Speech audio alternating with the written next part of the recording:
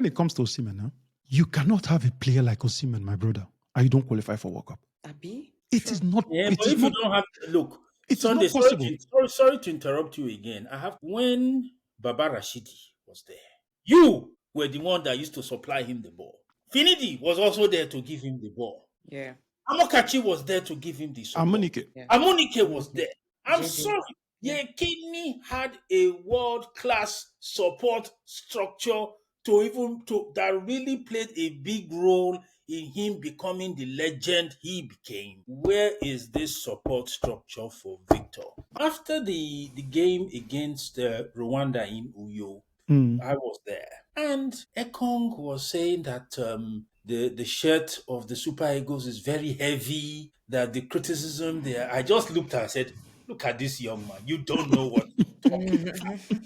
You don't even have an idea Yeah. of what it is to wear this We're the shirt." Super Eagles, yes. Yeah. We have the players, but we just don't have the organization and the team techniques to make it work. Because Osimhen is an exceptional player. Yeah. You cannot have Osimhen and not qualify for the World Cup. In Lagos, you win a game 3-0. The fans are still shouting, all we are saying, give us more goals. And if you don't give them those small goals, if there's 20 minutes to play, you know what they will do? They will stop supporting you. They'll start booing you and start supporting the opponent.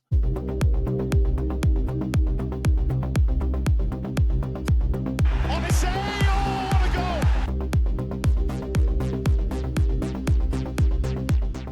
Welcome back to Global Football Insight with Oliseh, and I'm your co-host Omotoyosi Adebanjo. The Super Eagles are out of the World Cup again, and today we are unpacking what exactly happened on the pitch and behind the scenes. Joining me as always is Sunday Oliseh, the man who's lived these moments at the highest level. Welcome, Sunday. How are you doing? I'm doing fine, but although it could be better. Yeah, I agree. I agree. And we have someone in the studio with us whose perspective I really value. Osasu Obayiuwana, respected journalist, lawyer, and former member of FIFA Anti-Racism Task Force. Few people understand African football politics the way he does. And when he analyzes a story, you are definitely getting the truth. Osasu, thank you so much for joining us today. You're welcome. Nice to be with you guys. Yeah, definitely. All right, so let's look at the aftermath and what went wrong on the pitch last night. Nigeria missed out on another World Cup, and somehow it hurts. The whole nation is really, really hurting right now. Sunday, let's start right on the pitch. In that final game against DR Congo, where exactly did coach Éric Chelle lose control? Was it at the starting lineup or the big talking point, taking Victor Osimhen off? Well, I don't think we could say that the manager lost it off, because I am one of those in reality that was totally unhappy when he was appointed. But I must be honest with you that so far he has won me over. I feel that the man has really given in a lot. He's done a lot, and he's picked up some points better than any of the other two people that preceded him. But that notwithstanding, I don't think it's a structural fault coming from the manager. Okay. What we saw yesterday, I think it's something that has been existing, and we've just been like moving on in spite of what has been existing. We lost to a much, much better side. We were totally dominated. There are three phases in football. There's the phase when you have the ball, there's the phase when you don't have the ball, and there's the transitional phase. In all three departments, we were dominated. They dictated the pace and everything. All right. You've played in the biggest pressure games, especially for Nigeria. Why do we keep seeing talented Super Eagles team freeze when the going gets tough? What does pressure actually feel like coming from an ex-player? One of the things that I learned playing at the top clubs in the world is that the ability to handle pressure is what makes you a top player. It's a quality to have. We live in this job for top games. Games like this is what a top player lives for. Osasu, you've covered African teams for years, and your work has been very, very fantastic. What is it about a World Cup penalty shootout that puts such a unique mental load on African players? Because from what we saw last night, that's one of the most terrible penalty shootout I've seen. Well, I don't know if it's about whether they are African, Asian, or European. It's just about how the players are being prepared. Look, all these guys are professionals playing in the Premier League, playing in Serie A, playing in League One. I'm sorry, at the level at which they are expected to have a certain level of proficiency in what they are doing.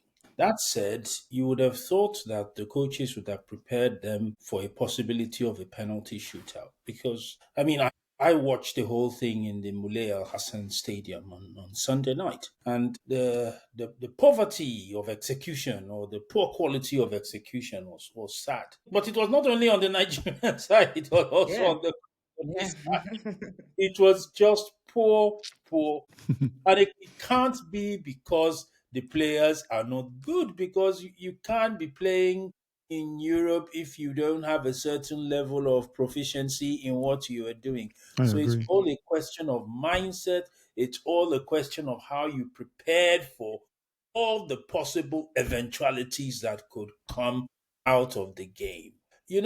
I said before that if you look at Éric Chelle as a manager, he has only been an international manager for barely 3 years. So if you look at the level of his experience and what he's been able to do, you can't really blame him. He's not experienced as an international manager.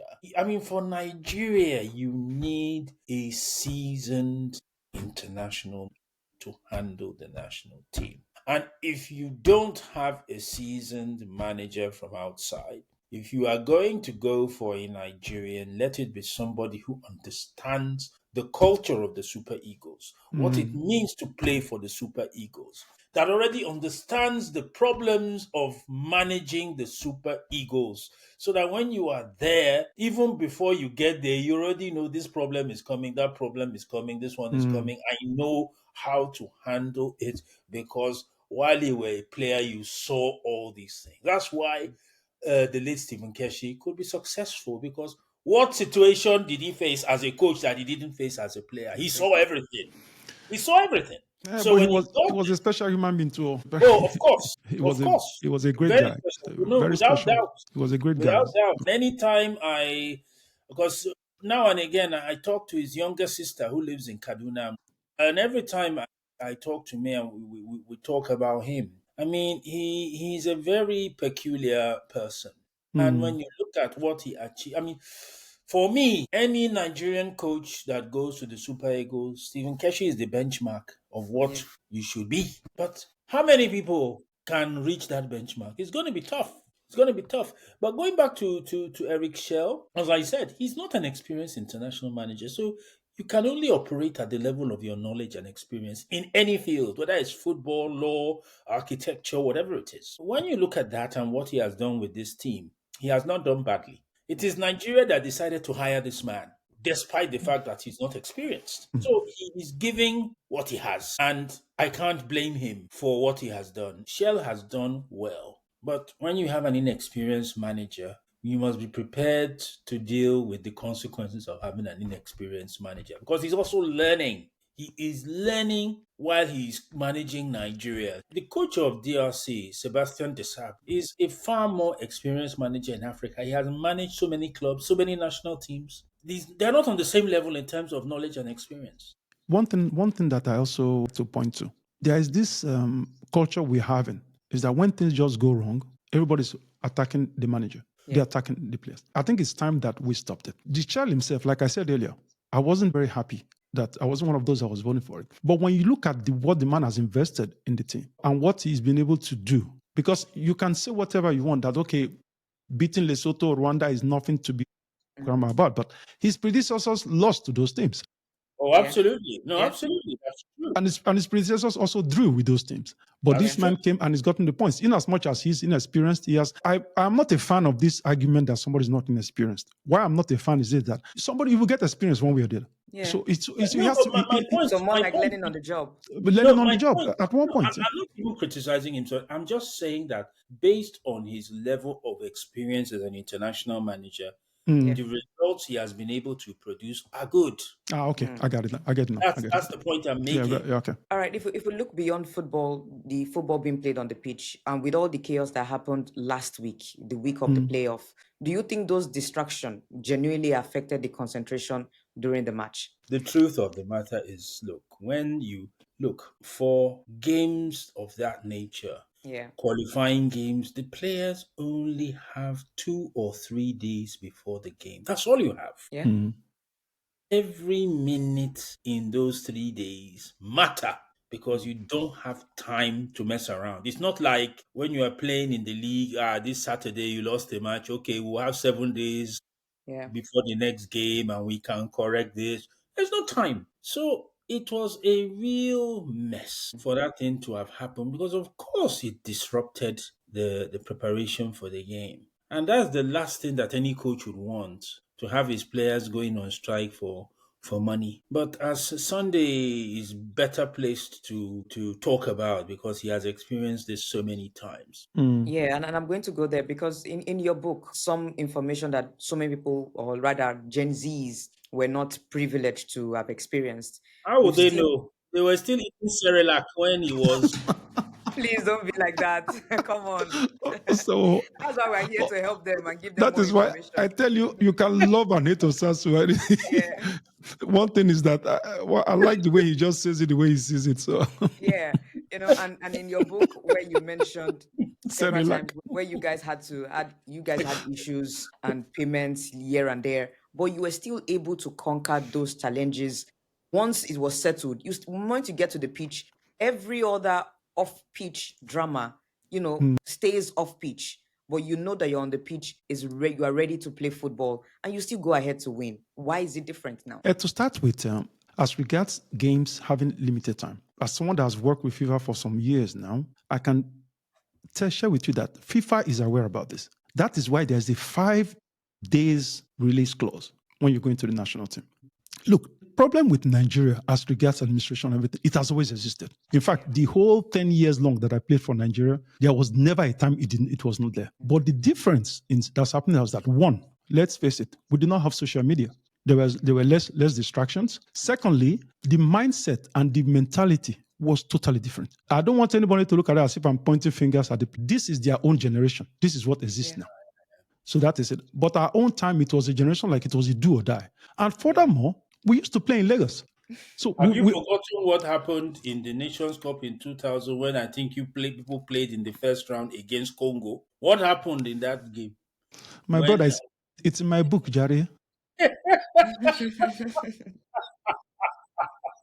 It's in my book. It was the first time in football that I played a draw, and one of my teammates almost lost his life because of it. All of them were in the bus. They were stoning. They stoned our boss for playing draw against Congo, not this the Republic of Congo now, the other Congo. And I'm sorry to interject here. You see, after the game against Rwanda in Uyo, I was there, and Ekong was saying that the shirt of the Super Eagles is very heavy. That the criticism there, I just looked and said, "Look at this young man. You don't know what you're talking about. You don't even have an idea of what it is to wear this shirt. The Super Eagles, yes. You don't know, because that's I'm one sorry of the to say it again. I'm speaking as somebody who was born in England, who is a British Nigerian. I think the difference between me and a lot of the others, like these young ones who are playing in the national team now, they had no experience of the Nigerian culture in Nigeria before they started playing for the national team. So they don't really understand a lot of things. They don't understand that when you put on that Super Eagles shirt, you can't mess up. In those days, ordinarily when you guys used to have your training session, if you are not training well, you know the fans will be on you. There was 30,000 watching training. The criticism that will come, you will just have to sit up. But these guys, these younger guys, they are from a different generation. And if they say any little thing to them, they just pack up. They don't have that resilience that you guys had during your time. And to be honest, while I'm not trying to say, oh, the past is better than the present, I do think that these present day footballers need to have a little bit of spine. And a little bit more of resilience in their character. I think they need that. Victor Osimhen is one of those who does have that. Yeah. It is a direct consequence of where he grew up, what he has had to overcome in his life to be what he is. Because, okay, compare Victor Osimhen and compare Alex Iwobi. Alex Iwobi's father, Chuka, is a good friend of mine. He's a criminal lawyer in England. Great guy. A great guy. His uncle was my teacher at university. Alex comes from a very, very middle class background, and it affects and shows in all the things he does. So he has a totally different mindset to somebody like Victor, who was selling water on the streets of Lagos to help his family survive. Yeah. For him, Football is do or die. As he told me during the AFCON in Abidjan, he said his greatest victory in life is that he has taken his family out of poverty through football. Yeah. Look, when it comes to Osimhen, you cannot have a player like Osimhen, my brother, and you don't qualify for World Cup. Abi? It is not. Yeah, It but is if not. you don't have look, Sunday, sorry to interrupt you again. I have to make this very important. When Baba Rashidi was there, you were the one that used to supply him the ball. Finidi was also there to give him the ball. Yeah. Amokachi was there to give him the support. Amunike. Yeah. Amunike was there. I'm JJ. sorry. Yekini had a world-class support structure that really played a big role in him becoming the legend he became. Where is this support structure for Victor? Okay. Now, Okay. tell me. This is where I agree with you, and this is where I disagree with you. Because why I agree with you is that everything you've said is pinpoint down. But we have the players to do it.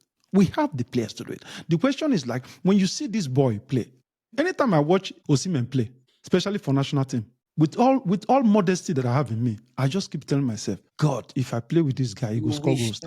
He will score goals tire.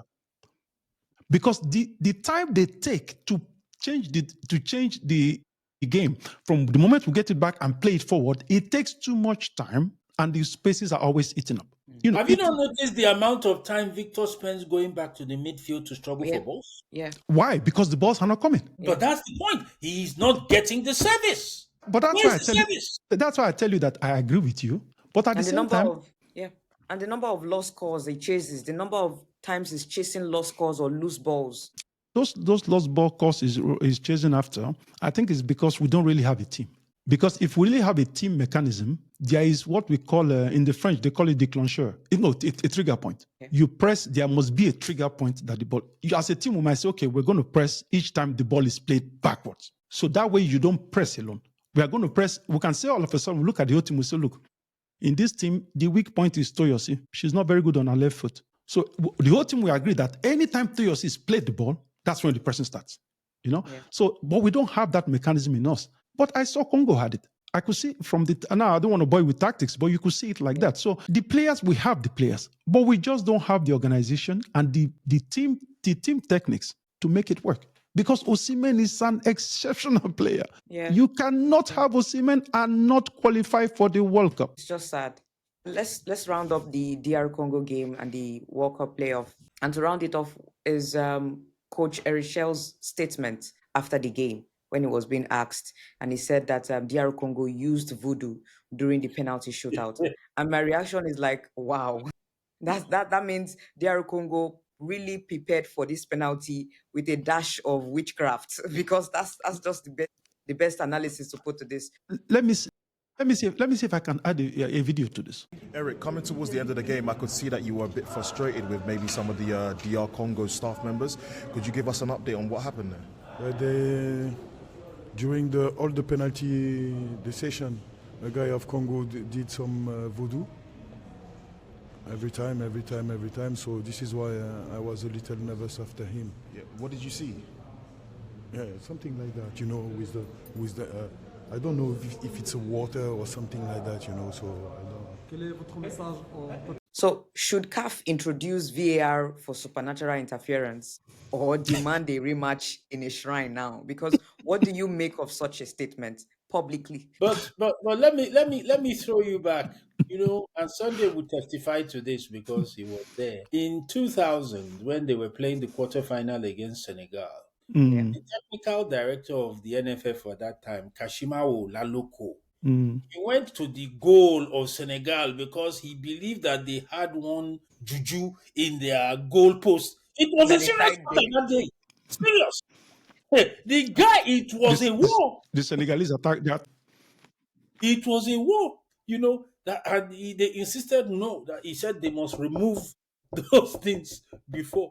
And you know, after that thing happened, years later, I did an interview with him, and I said, "Do you believe that juju in football works?" And he said, "Yes, he believes that."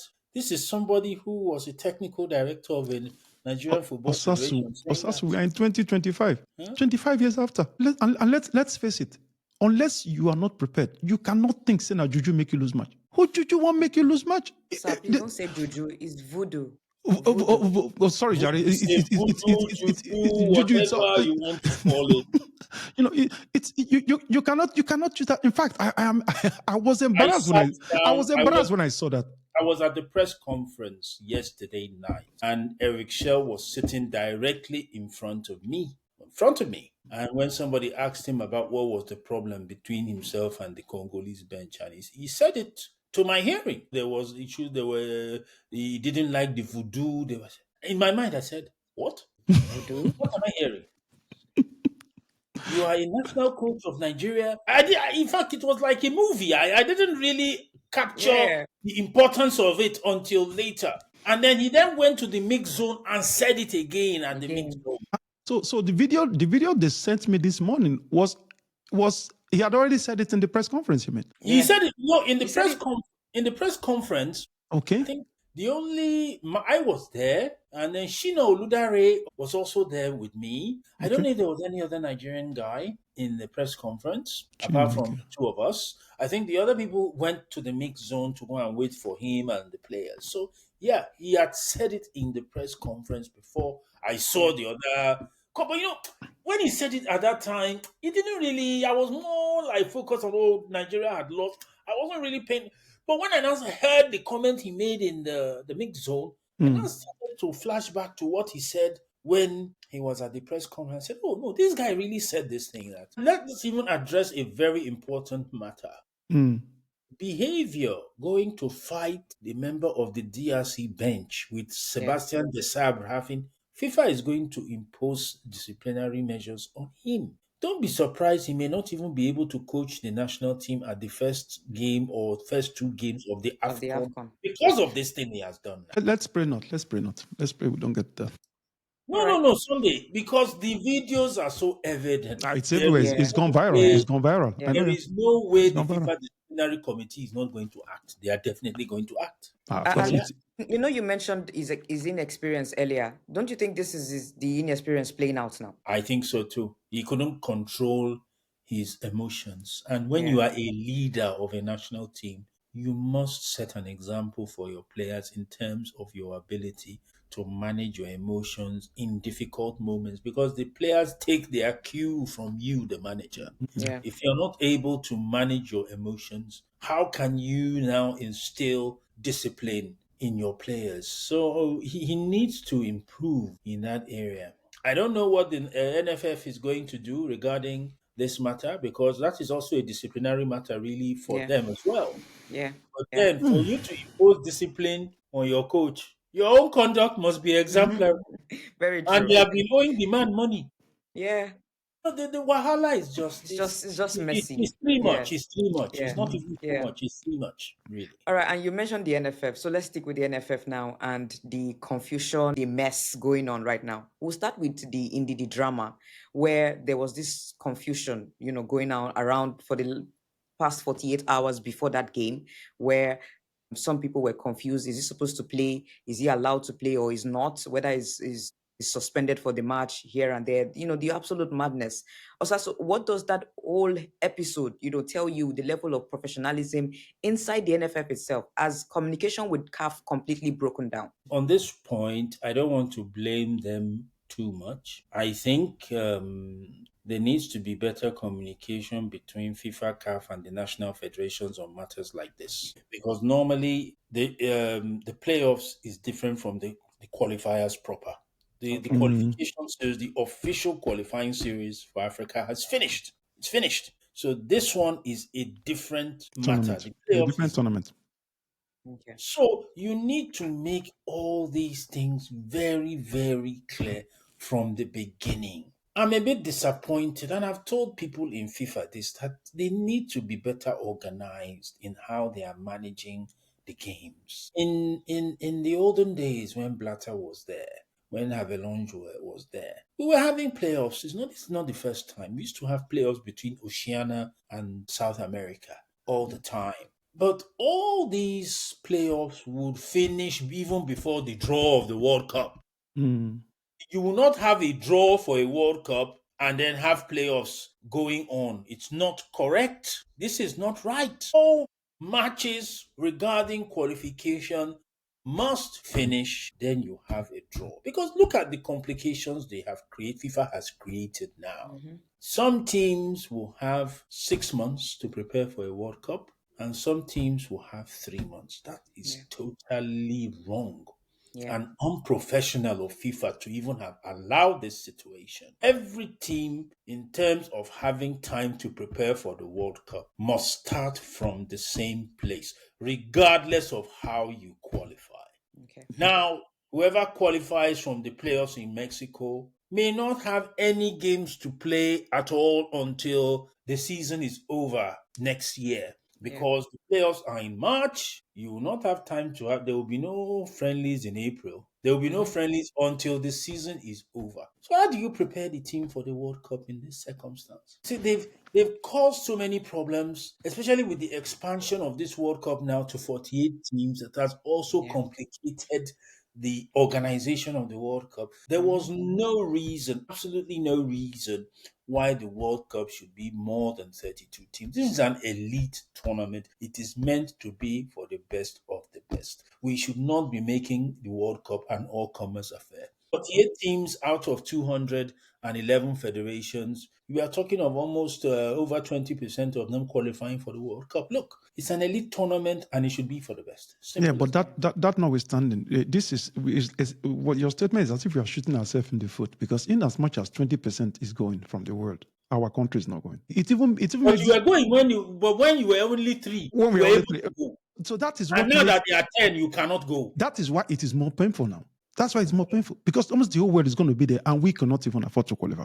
And that is a sign. It is a way to tell us, look, in 1994, we were number 5 in the world. Nigeria was amongst the top 10 teams in the world in 1994, according to the FIFA ranking. In 2025, Nigeria is ranked number 41. From 5 in 1994 to 41 in 2025. And it doesn't disturb those who are running our football that, look, can't we see we are deteriorating? Can't we see that things are bad? No, this is worse than deteriorating. Osasu, no, I'm sorry. This is worse than deteriorating, because you can't play 2 World Cups back to back. You don't qualify. You call it deteriorating. Yeah. Deteriorating is a team that gets there and gets limited from the first half, from the first round. This is 2 World Cups. If we are going to share something with Italy, why can't we share the World Cups they have won? Why are we now going to share this shameful situation? No, Italy may not go to this World Cup, the 10th consecutive one. I was not even thinking of Italy. Yeah. It's going to be In the fact, third one. This example 2022. this example you've given now has lifted up my spirit, because we are not the only ones that they qualify But we've back not to won back. the World Even Cup now. Italy has Didn't you hear some the go nonsense? for it. Didn't you hear the nonsense that Gattuso was if any saying of the my other day? Italian friends yab me, I have an answer now. Leave her. Wait. Do you have a World Cup trophy? Does Nigeria have a World Cup trophy? At least, Italy can console themselves with that. That is a They blow have under it. the belt, seriously. That's a blow under the belt. You're telling me the Sorry? truth. You're telling me the truth is painful. With the reports of unpaid bonuses and the possible, the boycotting, the training boycotting and all that. Osasu, you've covered FIFA governance for years. Is this what you would call corruption by neglect? I don't know if you people saw my Twitter post this morning. I've written on what happened in Morocco. Please share this with me. Share this with me, because this morning I was in Germany this morning. Okay. The last 2 qualification games against Lesotho in South Africa and Rwanda in Uyo, the monies that they were to be paid for those 2 games, that's what caused the boycott. Okay. That they were not paid that money. How much was the amount? Just a little bit over $130,000 in all. No, Now, please. $130,000 for each player, or for? No, for all of them. All the allowances and the things they were meant to get. For each player, for the whole team? For the whole team. For the whole team. Oh boy, Osasu had to go sleep. You don't kill me. This one don't kill me. Yeah, about 100. Now we don't see pay. That was the issue. Osasu, now we don't see pay. Okay. Okay, now let me finish, because this story has been okay. So I talked to, at least, when I'm talking about this thing, I've talked to people at the highest level. But if I start calling their names now, they will tell me, Osasu, I told you this thing is off record. So Please don't. Yeah. Any name. They say they gave the NFF all the monies that they were being owed. The government said they have given them, And not only that, they gave them an instruction that please make sure that all money is meant for the Super Eagles from now on. You keep money from this money we are giving you to settle their bonuses so we don't hear any story about this. So from their side, the question is, how come you couldn't pay them these monies? In Rabat, that money was privately sourced to settle that debt. It wasn't the government that paid that debt. It was privately sourced because there's no budget for that money now because the government has already approved the money for that. Okay? When I now put up this post this morning, I didn't even know that the General Secretary of the NFF is on Twitter. He saw it. I think the fire that came out of my post forced him to respond to me. And he said, no, it's not true. We didn't take money from the NSC. The money the NSC gave us and spent on other things. That anyone who is saying this. Then I now asked him, General Secretary, okay, please explain to us why this problem happened in Morocco. In the first place, yeah. Explain to us why this problem happened in Morocco. And what was his response? I'm still waiting for the explanation. So he's yet to respond. I'm still waiting for the explanation. Till now, I'm still waiting for the explanation.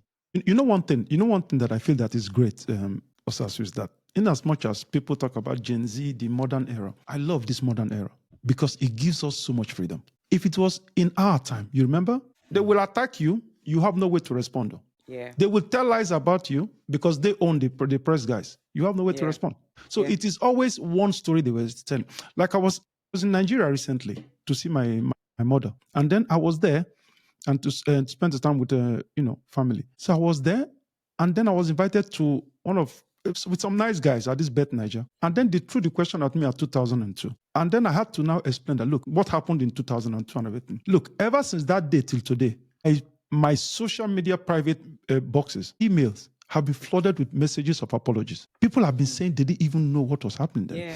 They didn't know. People they didn't know it. So they said, we thought that I had to now tell them that, listen, I am also unhappy with you because somebody served you for 10 years. You never had a problem. He served you for 10 years and you were winning titles, doing everything. He was sacrificing, even sick, came and play for you.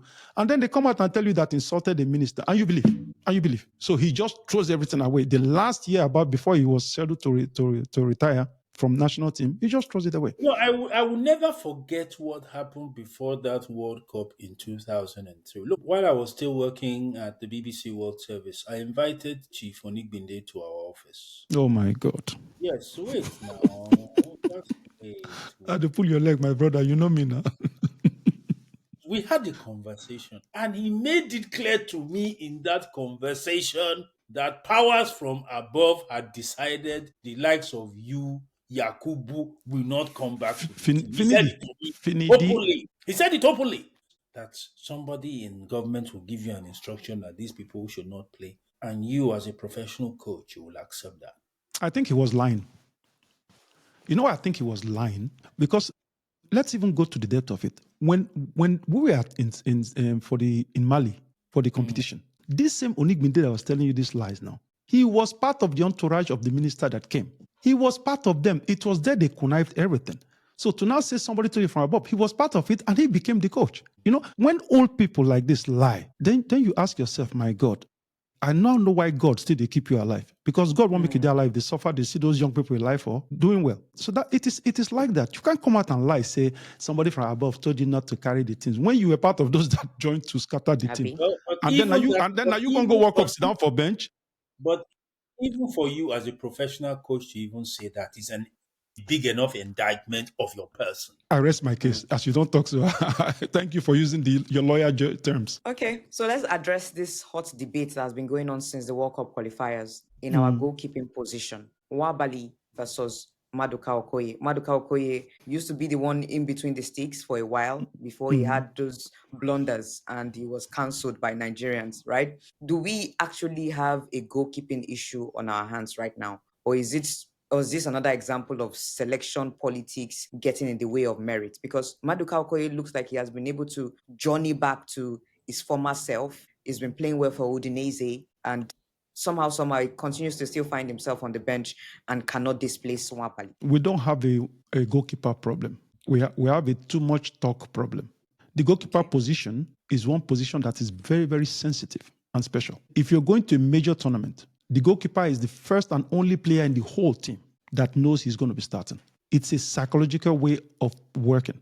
Nwabali, he has, like we call it Nwabali, he has kept for us till we get to the finals of the Nations Cup. Yeah. So putting blame, in fact, writing and talking too much about a goalkeeper is sensitive. That is why normally, maybe it comes back to what Osasu is saying about experience. Normally, as a manager, once you hear that the press or anybody's talking about your coach, you come out publicly and say the first thing. Look at it all over the world. They do it now. You will come out as a manager and say, look, you can say whatever you want. He's our number one. We believe in him and that kind of thing. So what are you trying to do now? This man has kept the whole qualifiers. Now that I want to play the playoffs now, you want to take him off and put somebody in. Do you have anything to add to that? Yeah, I was going to just add a bit. I've had enough time to watch Stanley. Watched him throughout the AFCON when I was there in Cote d'Ivoire. Yeah. Watched him during the World Cup qualifiers. I don't know what is going on with him mentally because he has been doing some very strange things, to be fair. His behavior in the game against Rwanda was not okay. And I saw him after the game against South Africa in Bloemfontein. I was in Bloemfontein. Okay. Funnily enough, we met at Bloemfontein Airport. I was going back to Johannesburg and he was going back to his club. Mm-hmm. So we were in the business lounge and we spoke for a while. And I said, Stanley, what was wrong? Why were you having those arguments? He just said, no, the way those guys were talking to him, they were really making him angry and their behavior really angered me. But I said to myself, when you're in this position as a goalkeeper and you know how important you should are, be ready for it now. You must control your emotions. It's very important. Should be the coolest person on the pitch. If VAR were used for that match against Rwanda, he would have been sent off. Yeah. We're just lucky that there was no VAR in that game. If there had been VAR, he would have been sent off. You can't behave like that. And in the game also against Congo, what is happening? Why? I mean, this mental episodes that he's having, it's not good. It's not good. It's not good. Whatever is responsible for it, the coach needs to address it with him. They need to address it with him so that he can be in a better frame of mind.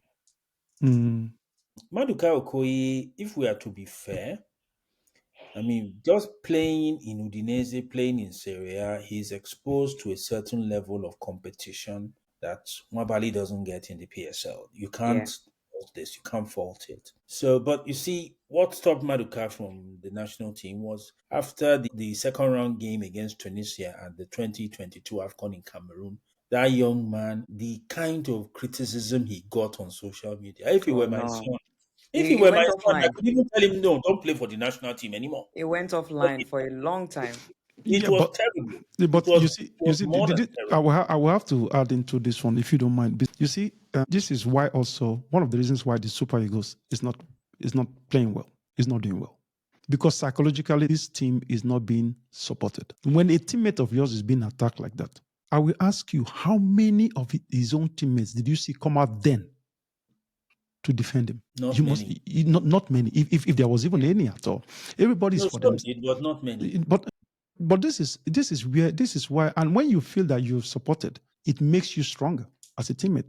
Because also the one who's not affected at the moment knows that if such happens to me, I would be also. It will support me also. So these are the kind of things that are, look, our problem is so huge. It's so multifaceted that you can't really know which one to start from. So when it comes to the goalkeeper thing, I am still insisting that the problem we have is not really whether the goalkeeper is okay. If we're having so much problems in Nwabali in the qualifiers, then at one point, just as the manager decided, okay, at one point I'm not playing my captain anymore, you could have just changed the goalkeeper then. Correct. Okay, I'm not playing the captain anymore because there's so many issues. We've gotten some goals that we feel is liable, or even the NFF came and attacked the poor guy anyway. So you just, okay, then I'm changing both of them. I'm bringing somebody in. Then you have a clean, fresh. But not just take away one, leave one. No, I think that creates. Well, I mean, Chelle has 34 days to the AFCON now. 34 days. So he doesn't even have the luxury to lick his wounds over this failure to go to the World Cup. Playoff. He has to focus on the AFCON now. But as I said, there are problems. Will he be sanctioned by FIFA for this behavior? which could mean he may not even be on the bench for the first 1 or 2 games of the AFCON? What is the NFF's attitude to the whole matter? I mean, there are so many unanswered questions. Yeah. But from his side, he needs to really start doing the groundwork, preparing the team for the AFCON. And I think he has to make his mind up on whether he wants Stanley to be first choice in Morocco or whether Maduka is going to come back. From what, because this morning on my way back to London, Frank Onyeka was with me at the airport. So we were just having a conversation. And we were just talking about the fact that how will your club release you on time to go for the AFCON when the Christmas and Boxing Day period in the Premier League, that's the busiest match period Yeah. for the entire season. Financially too. The pressure on all the Premier League players to stay a little bit more than they should is going to be there because the club don't want to lose these guys. But from what he told me, they are supposed to be released for AFCON on the 9th of December. So I don't know how many of them will leave their teams on the 9th of December because many teams will put pressure on them to stay a few days. Yeah, but the FIFA rules states what it is. Yeah. You have to honor it. It's already been made out. So the structures that you cannot afford to keep. The only way. But you know, sometimes clubs will go and talk to the federation, they negotiate, they say, okay. The rule is like this, is that the rule is there unless the player comes and says, no, I want to stay longer. But the club cannot say we are forcing it. So it's No, like the club can't force them. They can't force you. So normally, because I had it also during my career whereby, it happened also. But it's something that you give and take. It's both ways. So that's how it's. But I think they can always find a solution. When you're talking about the AFCON itself, if you're looking at it from that point of view, what you said about the AFCON itself is that the man has 30-something days to prepare for the first game. Believe me, that is enough time to prepare. That is enough time to prepare. One of the problems we have is that this is the most inconsistent Super Eagles era we have ever had. Yeah. In fact, if you go to Nigeria, you ask players who's playing right back for Nigeria, they don't know. Because it's always changing. Who's playing level? It's always changing.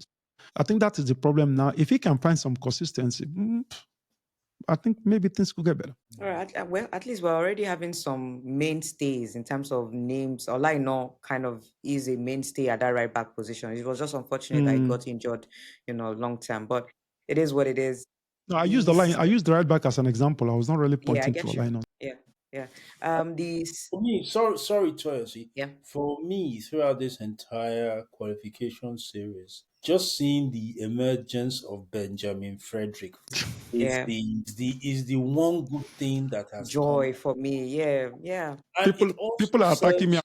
The scouts of our national team need to do their work and not be lazy. Don't say because this person doesn't play in a big club, he doesn't have. If you're a football technician and you understand your job is to look, to observe, to see players in different places and to see whether they have certain qualities that can serve the national team. They may be playing for a mid-level club or a not too good club, but they could still have all the qualities. But if the football technicians who have the responsibility to scout don't do their work, how are you going to see them? How are you going to bring them out? Yeah. Okay. The systemic failure of the Nigerian national team or the Nigerian football is very evident. In fact, in the last 2 years, we've had like 4 managers, or you can say 3 if we're going to check out. It's more than if you start counting from January of 2022, it's about 6, and some have had 2 rounds. No, and I said 2. I said 2 years since 2023. We've had like 4 from Eguavon to Pesero to Finidi George and now Éric Chelle. And I think this is the first time I'm seeing something like this, that we've had 3 coaches in just one qualification run. And you want to qualify for a World Cup? Is that a serious country? No, we are really joking. Why history making? No, we are joking. We are just taking football like it is score and keep on the streets. Yeah, no, I totally agree with you. Yeah. So from your perspective, Osasu, is this the issue simply poor coaching selection, or is the entire system so dysfunctional that no coach can succeed here? If to have a top-class coach, those responsible for the appointment must have a high footballing IQ to pick the right people. If they don't have the football IQ, Do they know the difference between an apple and an orange if they don't have the IQ? It's as simple as that. Forgive me, I must laugh a bit. I know. That was very direct and blunt. No, but You know, look, in Nigeria, people don't like me. A lot of people don't like me because I say it the way it is. And I say, I don't care whether you like me or you don't like me. What I have an obligation to is the truth, to say what is in the best interest of Nigeria. And if that makes people not to like me, that is their own business. My responsibility is to live to my conscience and to my professional obligations. Osasu, the thing there is that I'm not flattering you now. We've known each other for decades. So it's not as if I don't need to flatter you. To hell with yourself. I go tell you the truth, to hell. I will say you are a man that I respect a lot because I've not seen you lie. You might have a wrong opinion. I've not seen you lie. And the idea that somebody likes you or doesn't like you, my experience in life, and I think this is one of the reasons why I can maybe call myself to have succeeded, is that I never feel an obligation to make anybody like me. I feel obligation that you have to respect me because I It's more respect. important to be respected than to be liked. But first, I respect myself. You have to respect me. Don't like me, but respect me. Because it is the respect that will last forever. It is the respect that my kids are enjoying today. It's the respect that my wife is enjoying. It's the respect that my parents are enjoying. It's the respect that I have been able to gain that has fed and raised my whole family, from brother to sister and everything. I think that is what it is very, very important for that. So if people don't like you, well, I don't need to tell you. I know you don't care. Because the reality is that you're on this show because we are looking for solutions for our country. We're looking for solutions in our country. And you have to say it like this. If you don't say it like this, how are we going to get better? In the next 3-4 years, if God keeps us alive, we'll come here again and be discussing with Toyosi. That time, Toyosi will be even laughing at us. 3 years ago, you people were here again. If we don't totally overhaul those who are responsible for the management of the Nigerian Football Federation, I can comfortably tell you now that even in 2030, we will not go to the yes, and things will get worse. I've been going to Morocco for 20 years. My first time in Morocco was in 2005. And when I look at where Morocco is now, Yeah. and the level of infrastructural development in Morocco. And funnily enough, Moroccans are not even happy. They are saying that the government is not doing enough. They are complaining. So I saw that They are protest. Yeah. complaining. And y'all look at them and say, you people, you don't know what you are You doing. don't know what you're enjoying. Come to Nigeria. No, Osasu, the first time I went to Morocco was when my son was born in 1997. Then it was the Mohammed, the father of this king, that was king then. So I have seen Morocco grow from then till now. And I have seen our country, infrastructure, and even the football itself regress ever since then. Deteriorate. So you see one going forward and you see the other one going back, And then it's even more painful because you are linked to both and you are seeing both happen. Like this summer, I went to Tanger with the kids. I went to one city that's called the Blues. Beautiful place, Tanger. My brother, the last time I went to Tanger was over 20 years ago. When I went now, in fact, I drove in because I took the boat from Spain. I drove in. When we came out from the other side, my brother, I didn't know I was in Africa. That is Tanger. Although I see it on other parts of Morocco. But this Tanger, I've not been there for years. Everything was upgraded. So you start asking yourself questions. And now look at them. They are dominating African football. You go to the National Training Center in Sal, and there is no difference between what they have and what they have in France. There's no difference. No, it is a world-class. Meanwhile, the Super Eagles, let me say it in pidgin, they don't even get house where they sleep. We don't have a National Training Center. No home for the Super Eagles. After all the money earned from World Cups from 1994 till date, what was done with all this money? That's why for me, everybody is shouting about we are not going to the World Cup, but we are not looking at the deeper issues. All the monies that were earned from going to the World Cup, did we invest it in our football? Can we see any evidence of going to 6 World Cups in Nigerian football anywhere? We are not serious, We are not serious at all. So that means that means we can't fault any manager, because from a manager's point of view, Sunday, can you honestly build a football identity with the way our logistics is, the payments, camp disorganization, and things just collapsing around you? Is it even possible for any manager to succeed with these conditions? You see, the problem, one of the biggest problems we have also is that nobody's made we have the big problem of accountability. Big, very big. And that Very is what is killing us everywhere. Hey, if you're hooked on these incredible stories and want more epic insights, smash that like button. Subscribe now to our podcast channel and turn on notifications so you never miss an episode. Share with your friends and join our community on Instagram, YouTube, Spotify, X, and Facebook for exclusive updates and more unforgettable tales. Now let's get back to the episode. All right. So is it also possible that Nigeria is simply falling behind because there's this level of African competitiveness that is going on right now? Like Africa has really risen in terms of competitiveness. Okay, competitiveness is increasing, but I also think that the reason why Nigeria and many countries, because this is not just a Nigerian problem, Cameroon is also facing the same type of problems Nigeria is facing. They have serious governance issues. The type of footballers I want to see in governance are people like Sheyi Olofinjana, people like Mike Emenalo. They went to school. They went to university. They are educated and they play football. So when they now decide to have, like, look at someone like Vincent Kompany now, who is the manager of Bayern.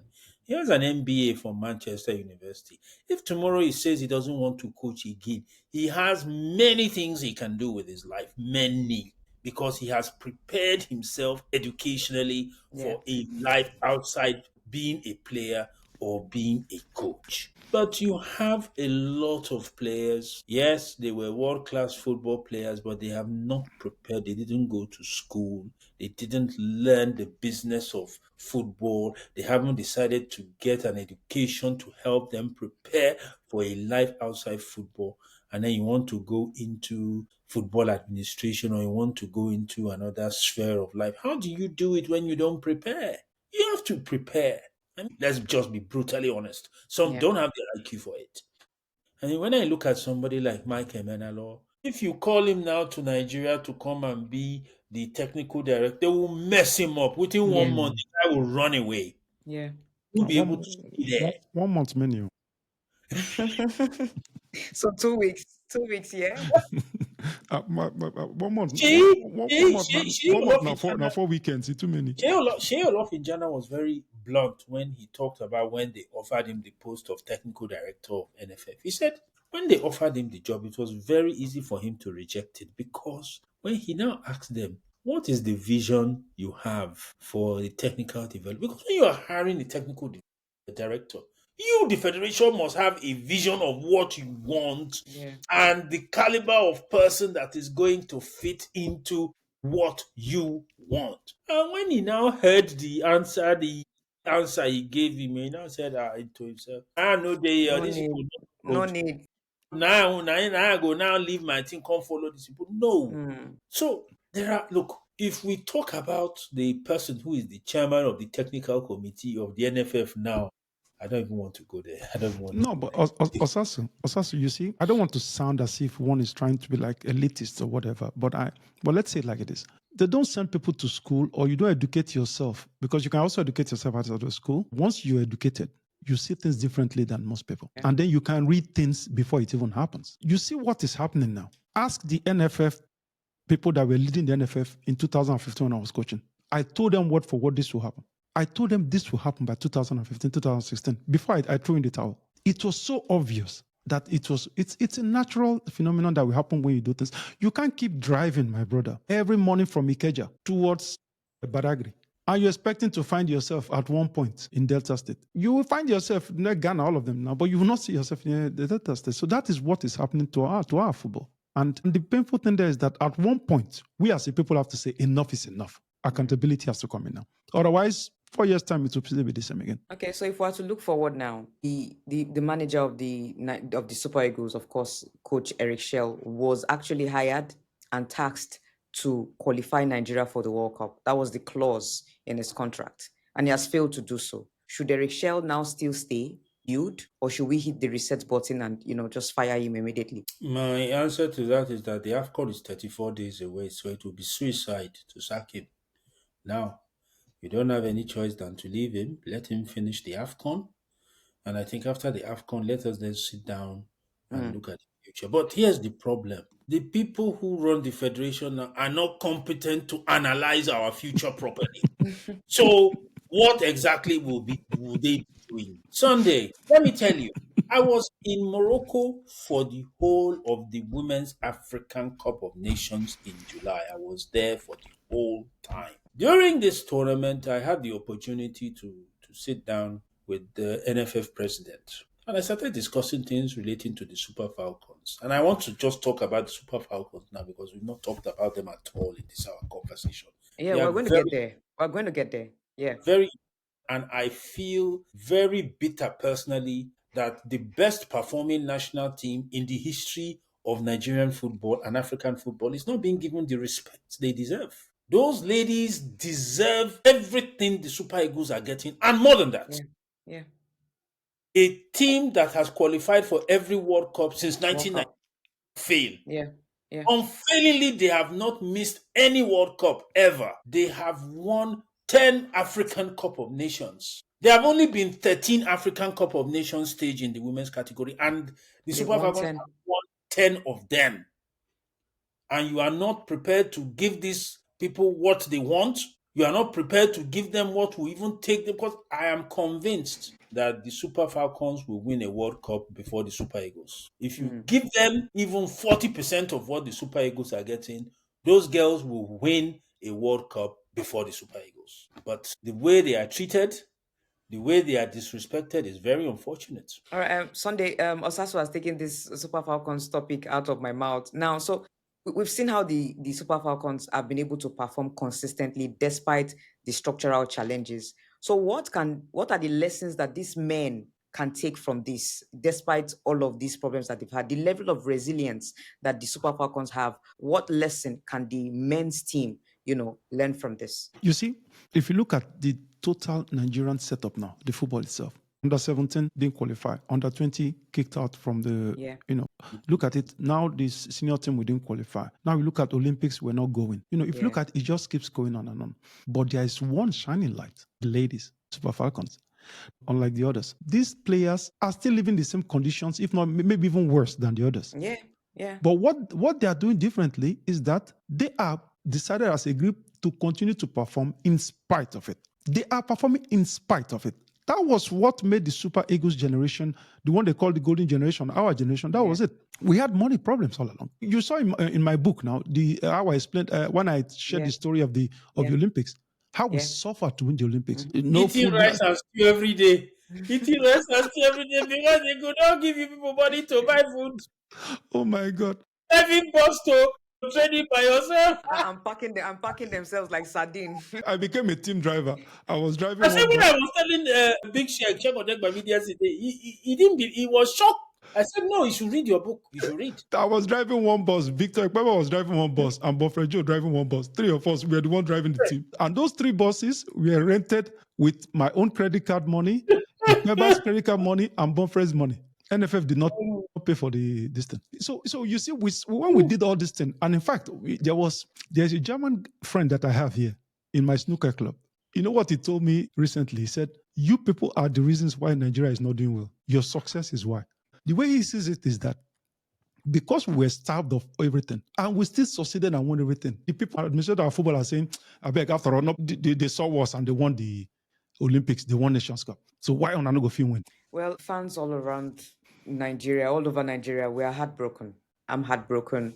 We didn't make the World Cup back to back now. As a journalist, this is a massive opportunity for someone like me for the first time to leave the shores of Nigeria and go watch or cover the game. It's back-to-back World Cup miss now. It's painful. It's hurtful. And Sunday, what's that message you would like to give the players about handling criticism and rebuilding trust? When it comes to criticism, I think the players also, let's stop dilly-dallying about. If we're in this situation we are, it's also because of the players. It's their fault too. There are certain situations where they didn't perform. And performing doesn't necessarily mean just not playing well on the pitch. It also means performing and taking responsibility. But the problem of Nigeria, even from the tactical point of view, is that when it comes to tactics and techniques, we are totally failed. Let's look at the core reason now, because we are talking the other things as well. The way we play with two wingers, but there are wingers who play inverted. They come inside. Yeah. Now, when they come inside now, our striker, who's our best player by far, Osimhen, He's a player who needs to be furnished with crosses from left, right, and everything to finish. When they come inside, that means that the finishing touch that we will have as a country is not pull out. That means you come in and then you have to give these passes like they do Man City, that kind of thing. But the solution to that is simple. If you want your fullback, if you're playing those wingers, either you stop playing those wingers and start playing traditional wingers that will be pulling out for the man, because that's what you have a number 9 for. That is like this. Or you say to yourself, what modern football is all about, the fullbacks must overlap all the time. Then they will be pulling out when you have these people. And you see our team is not doing that. And that's what you saw with the Congolese. So you're talking of criticism. You're playing at Uyo and you're talking of criticism. If you're playing in Lagos, The present day players have a different background from you guys. Grew up in a football climate that is totally different, and they really cannot handle the kind of pressures. I mean, left to me, the national team should go back to Lagos, because all this moving around to Abuja to I agree with you. it's not helping us at all. I'm in total agreement with you. Helping us. If they were playing in Lagos, by now the players will sit up, because the fans they know what will happen if you don't deliver. But when they play in Uyo and others, if they don't win, the fans go home, no noise, no nothing, no recrimination. No. We need to go back to some basic values. We need to go back to some basic values. I mean, first of all, I think we need to go back to Lagos, but obviously to go back to Lagos, you have to have a stadium in Lagos where they can play. Yeah. We need to have a national training center for our national team. We need to have a technical plan for the development of our football and implement it to the letter. And there has to be synergy between that technical plan, the clubs, and then the development of young players in our secondary schools. I mean, it is something that is so all-encompassing. And if you don't have people with the IQ and the discipline to implement these things, we will continue talking about them for the next 10 years. And it will never happen. Nothing will change. I totally agree with you. Missing the World Cup for some players, this means that the likes of Ndidi, the likes of maybe Ademola Lookman, Trust Ekong, no, not even Ademola Lookman, maybe Ndidi, it will be Trust Ekong. This might be their last chance to go to the World Cup, And if you look at this set, only 3 of them have been at the World Cup before. In 2018, is also Ndidi, Iwobi, and Trust Ekong. Yeah. And what does it mean for their legacy? For a side who they were termed talented generation of Eagles, what does it mean for their legacy now that they've missed another chance and they might not get it back again? This is what killed Belgian football. They had so very good players. Eden Hazard, Courtois, and then you know what they branded them? They branded them the golden generation. The golden generation, yeah. But there was just one problem. They didn't win any gold. So how can you call a team a golden generation if you've not won gold? Every time you hear people talking about our national team, they say, we have talented players, we have great players. But I ask myself one question. The Westerner invest in football. It's all business. The only position where you don't see a lot of people from our race is coaching, management, or presidency. Yeah. But when it comes to doing the actual work, our race are probably the most preferred ones. If we don't have players playing in top clubs, Champions League, that means in reality, we have very good players, but we don't have exceptional talent. Let's stop doing the Belgian thing. Golden generation. No, win something first. Why I feel sorry for our players is that if they do not go to the World Cup and leave a legacy, in the next 10 years, they will walk the streets of Nigeria and people will walk past them. Of course, because they have no legacy to be remembered by. You can walk on the street because people will remember that AFCON, that semi-final against Cote d'Ivoire. Man, what a match that was. Exactly. The Olympics. The Olympics, the semi-final against Brazil. What a game that was. The final against Argentina. What a game that was. Yeah. What will be the high marks of their own careers when they have no gold, no trophies to show for it? And you know what is funny? Let me share this with you. This is the point where I have to thank Nigerians. Look, because of what we did in the past, when I go to Nigeria now, there are so many times I go into restaurants to eat. Nigerians refuse me to pay. Yeah. There are so many times. Even my co-host witnessed it once. I'm telling you, it was when I went to Nigeria else. recently. I went to eat, took this lovely young lady to lunch with some of my friends. And then we sat down. We ate and the man refused. They said, lie. After what you do for this country, you can't pay. Yeah. We, you know, He said he must in buy you fact, something he must buy expensive. us something expensive. Eventually, we had to carry a bag home because he bought this. That is all thanks to what God helped us achieve as Yeah. players. And that's why I feel sorry for these boys, because they don't know what it is they are missing now. It's looking all good and glammy, but in the next 10 years, it's like that. And speaking of yourself personally, I don't know if you remember how this particular man was telling the story of the Super Eagles that you experienced, but it was so accurate, telling that story It was from his own scary. perspective. From his own perspective, even Sunday was shocked that this guy, it's like you lived your life following the Super Eagles. This Us- guy will come to Lagos. This guy will go to Abeokuta. He followed the Super Eagles all through. That's It was and just something else. Osasu, this is what I witnessed, And in all fairness, that's why I will always thank my people. Be it at the airport. No. Everywhere you go, so you have to be Yeah. grateful for it. But at the end of the day, you worked for it too. The people Yeah. saw you serve them. The people saw Yeah. that you did it, and especially now that they're hearing that they are still even owing you some money. They're still okay. So all those things you were doing, you were Yeah. doing it well. So I think that's the great part. I really wish these boys, for their own interest and for the interest of the name, the brand they have, they Yeah. have to start They have to start winning things. Hopefully, this Yeah, they have AFCON to. coming up. Hopefully. So let's soften things a bit. Sunday, what's your best memory of Nigeria at a World Cup? Not be your goal against Spain. Come And on. I don't want it to be your goal against Spain. That's personal. But no. memory of Nigeria at a World Cup. It will surprise you. It will surprise you, no? Because most people would think I would say 98 World Cup. My best memory, don't laugh at us. My Okay, I'll best memory, try.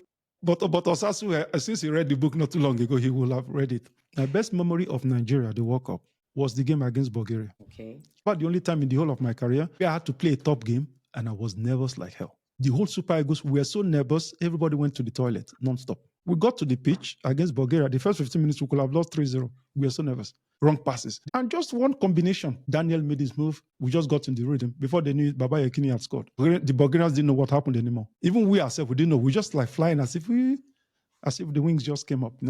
That game, I think my career with top clubs was built around that game, because the moment we played that game, I just felt, come on, if we can do this, you can face anywhere in the world. All right. And still on you, which young Nigerian talent should fans keep an eye on next, maybe home and abroad? For me now, at the moment, the player that I'm that I discovered lately now is Benjamin Frederick. Yeah. And it's just 20. What I liked about him was the fact that you are talking about pressure. The boy he just slipped into the team. One of the most difficult games. Did you see the way the boy played? Yesterday, they rained all the Like he has been playing in the Super Eagles for the last 6 years. Exactly. He's calm. He has this hold head mentality, And they piled pressure on his side, And the man was still struggling, even fighting. And he was calm and doing it all along. When I looked at him, I just said, God Almighty, this is a talent. He's actually on loan from Brentford. He's playing in the Belgian league in Denda there. So hopefully he comes back and gets into the first team for Brentford. That would also boost his... I know what's funny.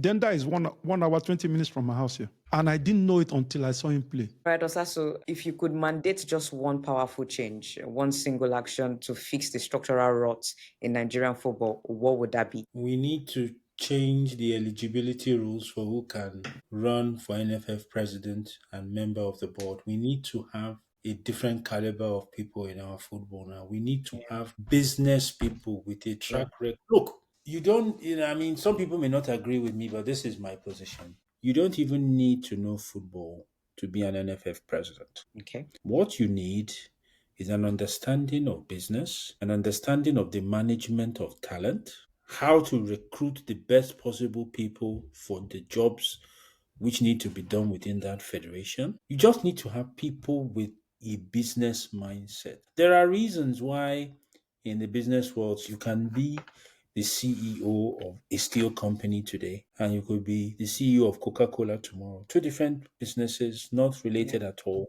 but the principles of business management remain same.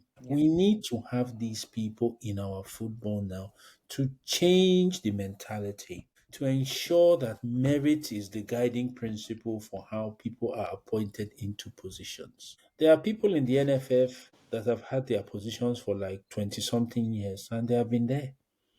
And they are nobody can get, they become institutions of their own. I don't want to mention any name.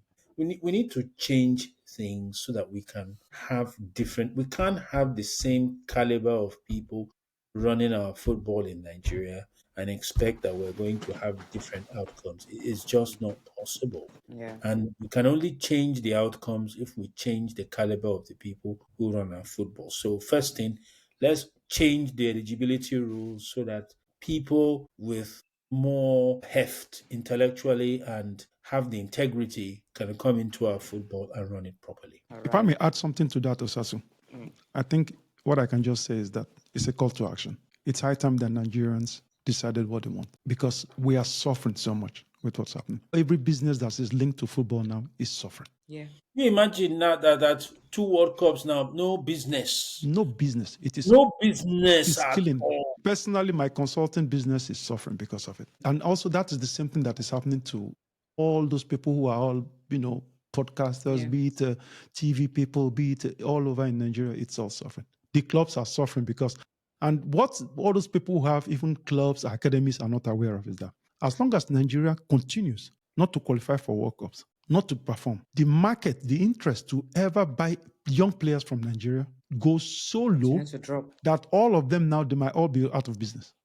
So it is in their own interest of the clubs, the federations, and every citizen and the football business that the national team picks up. These are like what Osasu and I are trying to share with you. These are the insights of football management and business money making. If you don't do it, you will fail. Yeah.